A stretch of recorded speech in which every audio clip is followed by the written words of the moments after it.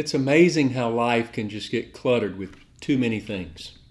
And when life gets cluttered, when there's so much going on that you don't have time to breathe, we sometimes tend to eliminate the things that actually bring relief to us. And the stress builds, and stress turns into anxiety and emotional tiredness. And then anxiety and emotional tiredness begins to manifest in ways like moodiness and passive-aggressive behavior and cynicism and all sorts of negative ways. And this is why it's so important to create margin in your life. Most people struggle with this, and most productive people really struggle with this. And if I'm transparent, I often struggle as well to create and keep margin in my life. Today I want to give you some thoughts that will help you create the needed margin in your life.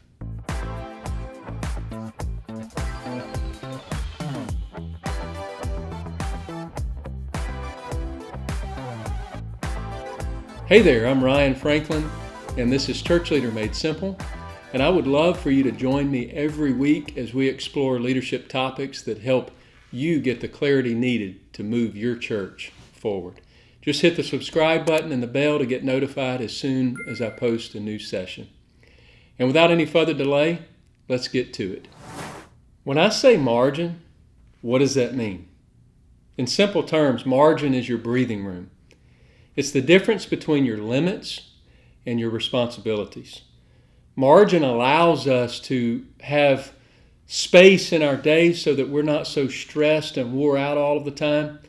And in the event of an unexpected opportunity or emergency that happens from time to time, we'll have the space and the capacity to respond to those things.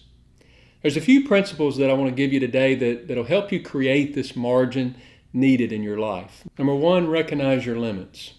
Sometimes it's so hard for us to admit that we actually have limits. And I know that most of you are not egotistical.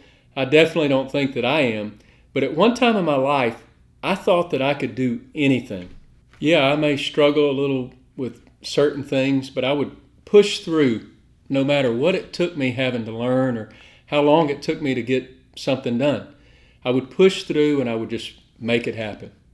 I did this most of my life until eventually I learned that if I recognized that I had limits, I could work smarter and not harder. And here's where it's really difficult. When we have to admit that we're in over our heads and we have to ask for help, that's when it's really tough. That's when we really have to swallow our pride and get someone else to come in close to us and rescue us from that situation.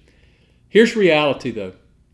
When we recognize our limits, we're actually making room for others to use their gifts. Only leaders and individuals that are aware of their limits can actually do that. And we have to recognize and admit that it's really not about us anyway. Lean on the Spirit of God to get you to a place where you can admit that it's not all about you. Only leaders and individuals that are aware of their limits can actually do that. We have to recognize and admit that it's really not about us anyway. Lean on the Spirit of God to get you to a place where you can admit that it's not really about you anyway. I must decrease and He must increase. Recognize your limits. That's the first step in creating margin in your life. Number two, respect your limits. When you actually admit that you've reached your limit, it brings a level of accountability with the people around you that helps you respect your limits. You don't have to pretend anymore. You have limits, and those closest to you know it, and those that truly love and care for you are going to respect your limits as well. And here's the deal. It's not like you have to remove everything from your plate. In fact, that wouldn't help things at all. The important thing is to get your load down to a pressure that is manageable and to get you focused on the things that you are really good at. When we've reached your limits, it's so important that you respect those limits. You've got to make time to replenish yourself. You've got to create time to have fun. You've got to have time to rest. and you've got to create margin in your life. And so you have to have time in your life for these things. So respect your limits. And if you've been running on fumes for way too long and you're doing way too much and you're not sure where to even begin, you're not going to just jump into a healthy margin. So you have to ask yourself, where can I find small pockets of margin? Where can I find some quick wins? And start moving towards respecting your limits and creating that margin. Isaiah 26:12 says, Lord, thou wilt ordain peace for us, for thou also hast wrought all our works in us. The Lord's desire in us is to have peace. And we can't have peace without some level of space and margin. And if you'll start somewhere, I promise you, the Lord is going to help you find those small pockets of margin, and those small things will begin to add up over time. And I guarantee it'll make a difference in your life. Number 3, get others involved in your relief. I've got a series coming up about delegation, and so I'm not going to go too deep into this subject in this session, but I do want to encourage you, don't try to create margin alone. In fact, there's not much in life that we need to do alone. Galatians 6:2 says, bear you one another's burdens, and so fulfill the law of Christ.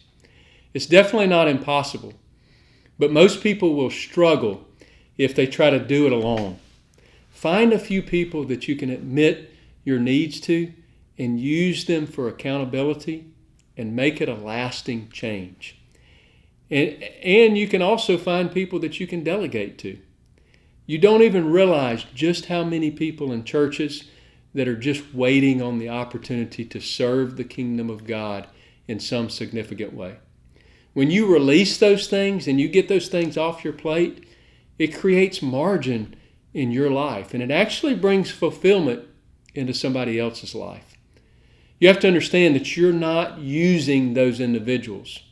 Though it may feel like that sometimes, you're actually bringing fulfillment to them and allowing someone else to step into what the Lord has called them to do.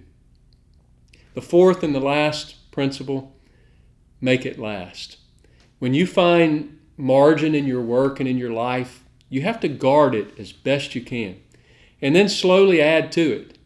Continue to look for ways to focus on the things that you're really good at and eliminate the things that are just weighting you down. I'd like to tell you that there's some special formula, but really there's not. This is something that is really hard but very important. If you're struggling with this, I would encourage you to make it a matter of prayer every day. If you'll make it a matter of prayer, I guarantee the Lord will begin to show you opportunities to increase your margin and make it last. The goal is not to be is to not be doing anything. The goal is not to be stress-free.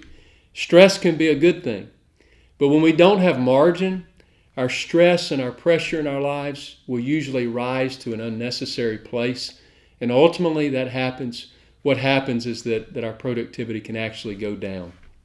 We think that making our plate full is going to help us to accomplish more things, but all it actually does is add additional stress when we don't have margin. That's when we really struggle to gain the traction that we want in whatever we're trying to accomplish. We all want to work hard and we want to accomplish big things, but there's a limit to our productivity if we don't figure out a way to build margin into our lives.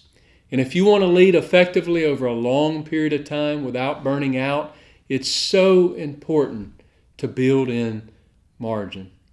Just a few questions for you to ponder over the next few days. Number 1, on a scale of 0 to 10, how would you rate your level of margin? With 0 being no margin, 10 being healthy margin. And then number 2, what would it take to move that number 1 point?